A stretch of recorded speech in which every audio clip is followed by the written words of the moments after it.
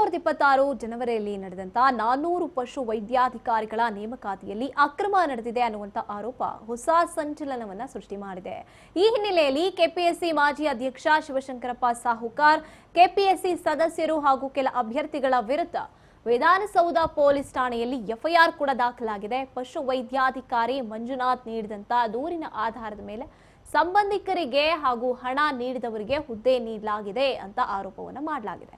4 ವಿರುದ್ಧ ವಂಚನೆ ಹಾಗೂ ಕರ್ನಾಟಕ ಸಾರ್ವಜನಿಕ ಪರೀಕ್ಷೆಗಳ ಕಾಯ್ದೆಯಡಿ ಪ್ರಕರಣ ದಾಖಲಿಸಲಾಗಿದೆ. ಇನ್ನು ಪರೀಕ್ಷೆಯಲ್ಲಿ ಸುಮಾರು 29 ಅಭ್ಯರ್ಥಿಗಳು ಅಕ್ರಮವಾಗಿ ಉತ್ತೀರ್ಣರಾಗಿದ್ದಾರೆ ಅಂತ ಹೇಳಲಾಗ್ತಾ ಇದೆ. ಶಿವಶಂಕರಪ್ಪ ಅವರ ಸಂಬಂಧಿ ಸುಗುರೇಶ್ ಚಾಕ್ ಸೇರಿ 24 ಅಭ್ಯರ್ಥಿಗಳ ಆಯ್ಕೆ ಬಗ್ಗೆ ಅನುಮಾನ ವ್ಯಕ್ತವಾಗಿದೆ. ಕೆಲ ಅಭ್ಯರ್ಥಿಗಳಿಗೆ ಮಧ್ಯವರ್ತಿಗಳ ಮೂಲಕ ತರಬೇತಿಯನ್ನ ಕೂಡ ನೀಡಲಾಗಿದೆ. ಕೆಲವರ OMR ಶೀಟ್ಗಳಲ್ಲಿ ಅಕ್ರಮ ತಿದ್ದುಪಡಿ ನಡೆದಿದೆ ಅನ್ನುವಂತ ಆರೋಪ ಕೂಡ ಕೇಳಿ ಬಂದಿದ್ದು, ಈ ಸಂಬಂಧ 80 ಲಕ್ಷದ ರೂಪಾಯಿ ಡೀಲ್ ಕುರಿತ ಆಡಿಯೋ ಸಹ ವೈರಲ್ ಆಗಿತ್ತು. ಅಭ್ಯರ್ಥಿಗಳ ಖಾಸಗಿ ಮಾಹಿತಿ ಮತ್ತೆ OMR ಶೀಟ್ ಅಂಕಗಳ ವಿವರಗಳು ಮಧ್ಯವರ್ತಿಗಳಿಗೆ ಸಿಕ್ಕಿರೋದ್ರ ಹಿಂದೆ ಆರೋಪಿಗಳ ಕೈವಾಡ ಇದೆ ಅಂತ ದೂರಿನಲ್ಲಿ ಉಲ್ಲೇಖಿಸಲಾಗಿದೆ. ಇದೇ ವೇಳೆ ನೇಮಕಾತಿ ಅಕ್ರಮದ ಬಗ್ಗೆ ಚರ್ಚೆ ಮಾಡೋದಕ್ಕೆ ಕೆಪಿಎಸ್ಸಿ ಉದ್ಯೋಗಾಕಾಂಕ್ಷಿಗಳು ಬಿಜೆಪಿ ರಾಜ್ಯಾಧ್ಯಕ್ಷ BY ವಿಜಯೇಂದ್ರ ಅವರನ್ನ ಭೇಟಿ ಮಾಡಿ ತಮ್ಮ ಅಹವಾಲನ್ನ ಸಲ್ಲಿಸಿದ್ದಾರೆ. 400 ಪಶು ವೈದ್ಯಾಧಿಕಾರಿಗಳ ನೇಮಕಾತಿಯಲ್ಲಿ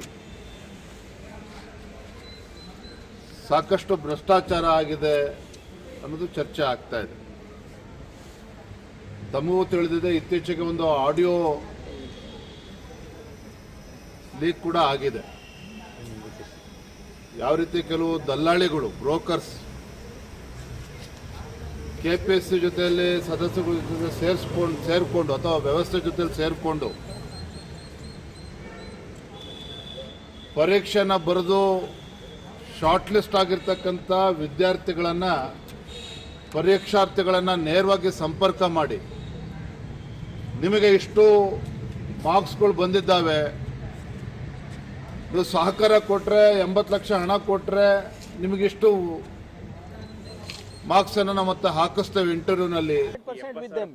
ನೋಡಿ ಇವರೇ, ನಿಮ್ಗೆ ಗೊತ್ತಿದೆ, ನಾನು ವಿರೋಧ ಪಕ್ಷದಲ್ಲಿ ಇದ್ದಾಗ ನನ್ನ ಸ್ಟ್ಯಾಂಡ್ ನಿಲುವು ಏನಿತ್ತು ಅದು ಈಗಲೂ ನನ್ನ ಅದೇ ನಿಲುವು ಇದೆ. ಈಗಲೂ ಕೂಡ ಅದೇ ನಿಲುವಿದೆ. ಯಾರ ಮಕ್ಕಳ ಭವಿಷ್ಯದ ಚೆಲ್ಲಾಟ ಆಡಂಗಿಲ್ಲ. ನಾ ಹೇಳಿದ್ದೀನಲ್ಲ, ಎಲ್ಲರೂ ಸೇರಿ, ವಿಪಕ್ಷದವ್ರು ಇರ್ಬೋದು, ಆಡಳಿತ ಪಕ್ಷದವ್ರು ಇರ್ಬೋದು, ಸೇರಿ ಒಂದು ರೆಸಲ್ಯೂಷನ್ ಮಾಡೋಣ, ಹೊಸ ಕಾನೂನು ತರೋಣ ಕೇಂದ್ರದಲ್ಲಿ.